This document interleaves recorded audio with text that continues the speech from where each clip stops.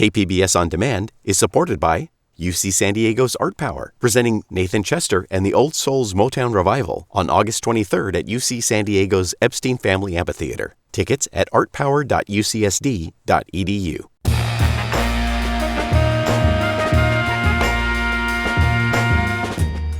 Welcome in, San Diego. It's Jade Hindman. On today's show, KPBS Metro reporter Andrew Bowen spoke with Jordan Thomas, an anthropologist who studied wildfires and indigenous fire practices extensively.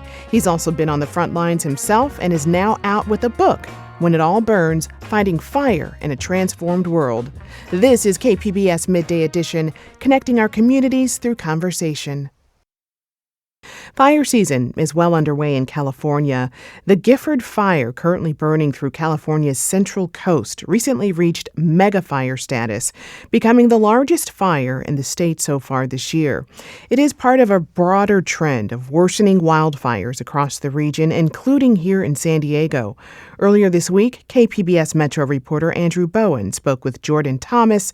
He's an anthropologist who studied wildfires and indigenous fire practices extensively. He's also been on the front lines himself, working with an elite team of wildfire firefighters known as the Los Padres Hotshots. He recounts one intense firefighting season with the Hotshots in his book, When It All Burns, Fighting Fire in a Transformed World, where he also unravels the cultural history around fire. Here's that conversation. So we're seeing wildfires become bigger, more destructive, deadlier, and I imagine that means firefighting efforts have intensified in response. So what is life like on the front lines for firefighters? Yeah, that's a really good question. You never really know what you're going to get because, like you said, these are some of the largest wildfires that anyone has ever encountered in California's recorded history. But science is having a really hard time keeping up with predicting what these fires are going to do, like how they're going to spread, how they're going to behave, what they're going to do overnight, what the overall ecological impacts are going to be. But wildland firefighters, their job is to know this stuff that science doesn't even know on a day-to-day basis, and their lives depend upon their ability to do that. So what is it like? It's one of the most difficult, one of the most intense jobs on Earth because you're living on the cutting edge of the climate crisis and beyond the edge of what science knows about the climate crisis. Can you talk more about the Los Padres Hotshots and how you ended up joining this team? Yeah, so the Hotshots it's a really cool job title that you get in the Forest Service if you're an elite wildland firefighter. That's an official job title, is a hotshot, which is an attraction on its own. But what the hotshots are, they're like the special forces of wildland firefighters in the United States. There's around 100 crews across the US. There's 20 people in each crew. And what they do is they get deployed to the most intense, dangerous sections of some of the largest fires. And they have such an elite status because of their fitness. They're essentially tactical athletes who mountaineer around the edges of these incredibly dangerous fires in some of the most rugged terrain in the United States. But they're also really, really intellectually and cognitively attuned to fire behavior, because while they're mountaineering on the edges of these massive wildfires and triple digit heat, they're also having to pay attention to all of the shifting conditions that can change wildfires behavior. And not only that, but figure out how to either steer the fires away from towns and communities or the parts of the landscape they want to protect, or put them out and contain them. Sometimes they do this with chainsaws, and they're often commanding the Black Hawk helicopters and the airplanes that you see. They're doing that from the ground with radios. But sometimes they also light fires around the edges of the wild ones to use fire to contain the wildfires as well. So there's an incredible amount of physical fitness, an incredible amount of knowledge that goes into these communities of people. I can imagine it's really intense, grueling work, very physical labor. What kind of toll can this work take on a firefighter's body and mind? When you think about the danger of being a wildland firefighter, people often think of getting burned. And that is really dangerous. But the more common injuries and the more common dangers that you face are the chronic ones. The toll that the firefighting takes on your lungs, the toll that it takes on your joints, and just the toll that constant smoke exposure, day after day, week after week, month after month, year after year, the toll that takes on your body. and the psychological toll that just facing this kind of stress, this is just background stress of danger takes over time. And part of that stress comes from the fact that wildland firefighters are often not very well taken care of in the long term. There's some compensation to help you if you get hurt on the job, but there's very little long term compensation for the chronic health effects of the work. And part of that reason is because the chronic health effects have gotten so much worse as climate change has gotten worse and the firefighting efforts have intensified. Tell me about the people you worked alongside with. What's the culture like in these elite firefighting forces? There's not much that binds wildland firefighters and hotshots together culturally, except for maybe a really high tolerance for pain and a really good sense of humor in these types of work. Because you have to be able to push really hard past what you could believe your physical limits are. But there's also no escaping that every day. You get kicked awake before sunrise, you hike for hours out to the fire, you work on the edge of the fire until sunset, you hike back, you sleep on the ground, and you do it again. So you really have to figure out a way to laugh and just have a sense of humor with your community when you're in these settings. So there's that. And within that, it's a typically sort of masculine culture. Most wildland firefighters are men. There's some fantastic books coming out this summer from perspectives from female hotshots as well, such as River Selby's book called Hotshot, A Life on Fire. And I recommend people read that for a perspective that's not from the masculine one as well with wildland fires. Before you joined the Hotshots, you were already studying wildfires extensively. What prompted your interest in researching fire and the culture around it? There are few groups of people and few professions on Earth where you get such a front row seat, such intimate proximity to the widespread environmental changes happening on Earth.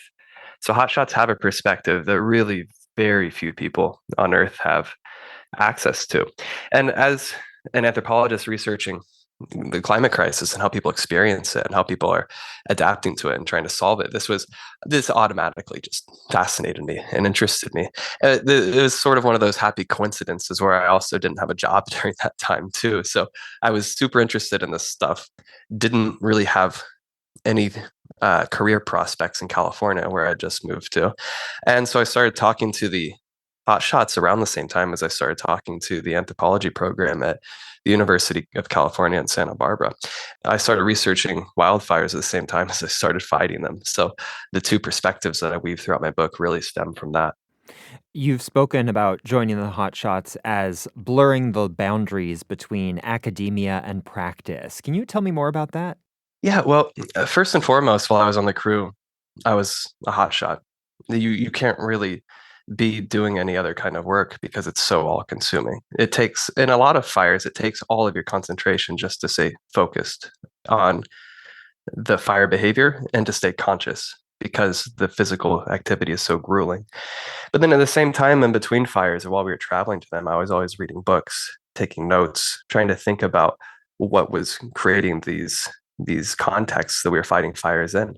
How had they gotten so big?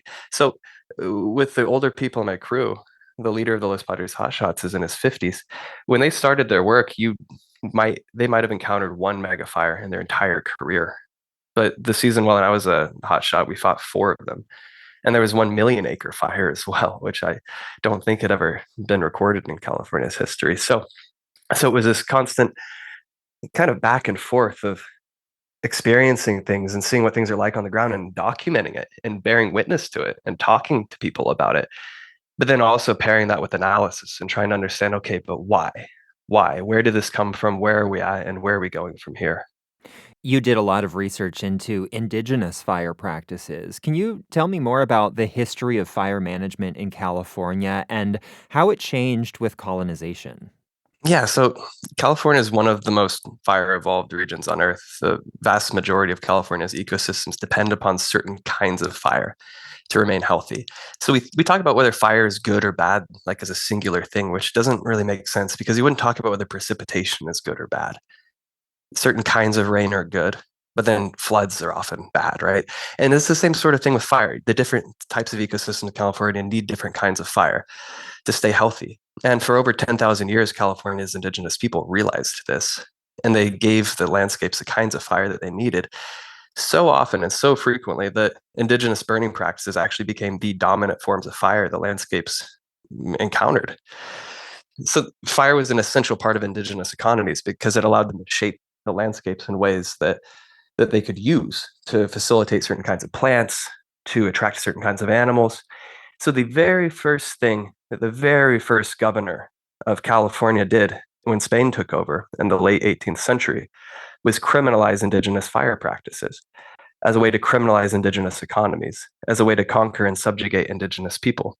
That was also the very first thing that the American government did when we took over in the middle of the 19th century and it became an American state. We criminalized indigenous burn practices, and the first governor called for the genocide of California's indigenous people. And these two things went together.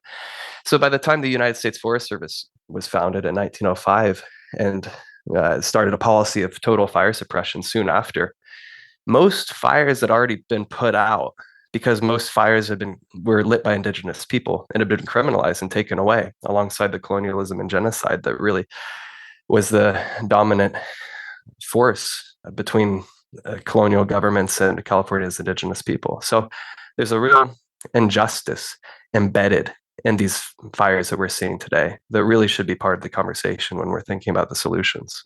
Hmm.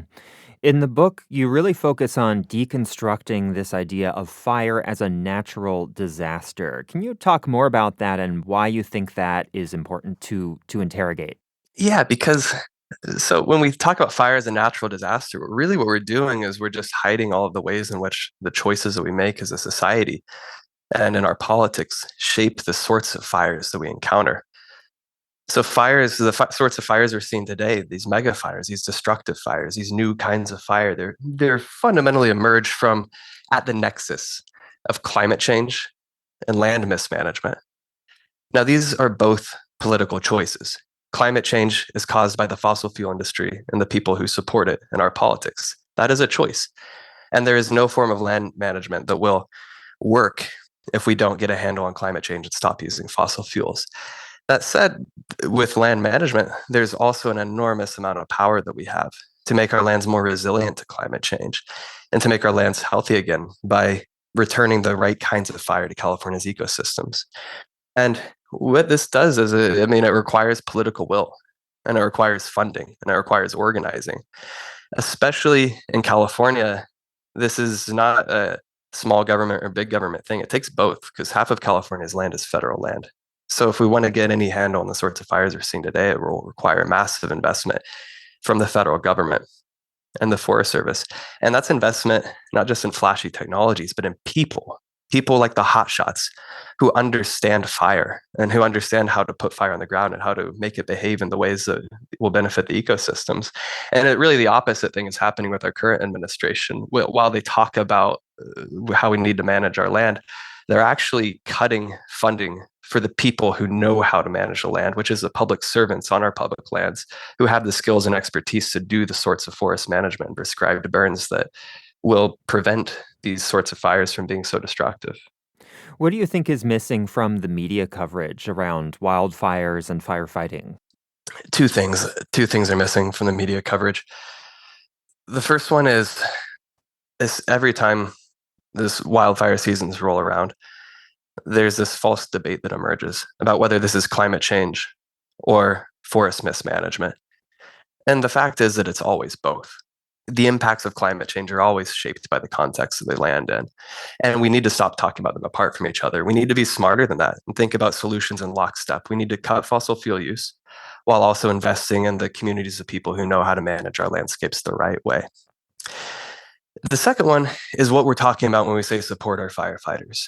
You see this in banners hanging all around the state of California every time fire season rolls around. But that's just rhetoric at this point because a lot of wildland firefighters in the off season don't have health care. They don't have support. They don't have psychological support for mental health or anything like this. And so when we talk about what it means to support firefighters, it's what it means to support a lot of other working people in this country, which is they need health care. They need a social support network. They need funding. They need compensation. And that doesn't happen by banging pots and pans together. That happens by electing people in our politics who support public servants and want to actually pass legislation to increase their funding and to give them health care. So I think sort of cutting through that empty rhetoric and actually having the courage to talk about what does it mean politically to support our firefighters, and what does it mean politically to get a handle on these wildfires. I think those are the two things that I wish were addressed more clearly every wildfire season.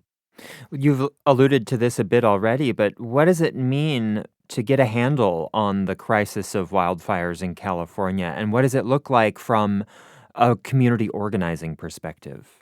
Yeah, so I was asking that exact same question after I was a hotshot, and I started trying to figure this out. And I went up to Northern California to learn from some people who are working on this. So I drove north up to Lake County, which, from a visual perspective, it looked like some form of apocalypse. I think 98% of the national forest up there had burned in the previous couple of years. So you just enter this forest of matchsticks, and then you go down to the lake. But what I found at the edge of the lake was a group of people organizing a prescribed burn. And the group of people there was one of the most hopeful groups of people I've been around, working at the nexus of climate change and wildfires, because the project is being led by a group of Pomo peoples and other indigenous groups in the region, partnered with the U.S. Forest Service, partnered with CAL FIRE, partnered with the Air Quality Board in the area, partnered with all sorts of different people from the region, who are all coming together to have conversations about what would it mean to bring the right kinds of fire back, so that as this landscape heals, as these new forms of plants and trees and forests reemerge, how can they do so alongside fire? And what that means is forming bridges between communities that have been fractured historically. But what that also means is having a real focused, localized attention on your local ecosystem, so you know how to burn and provide the right kinds of fire in the ways that provide the types of plants that you want. So it's a real locally based and socially based movement that needs centralized funding to succeed at the scale that we're talking about in California, but is fundamentally a place of hope and action and possibility. And we're going to need a whole lot more of that all around the state of California in the years to come. That was Jordan Thomas, author of the book When It All Burns, Fighting Fire in a Transformed World, speaking with KPBS Metro reporter Andrew Bowen. You can see Jordan talk more about When It All Burns at the book Catapult in South Park on August 21st. He'll also be at the San Diego Book Festival on August 23rd at the University of San Diego campus. You can find more details on these events at kpbs.org.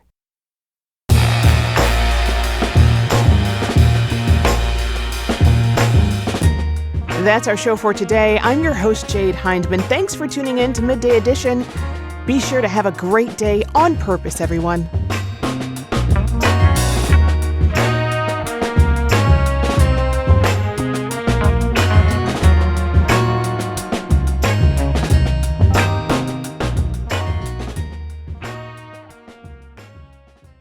KPBS On Demand is supported by the San Diego County Toyota dealers, presenting the new 2025 Camry with refined design and performance. Visit your local Toyota dealer to learn more about all the features the new 2025 Camry offers. The San Diego County Toyota dealers. We make it easy.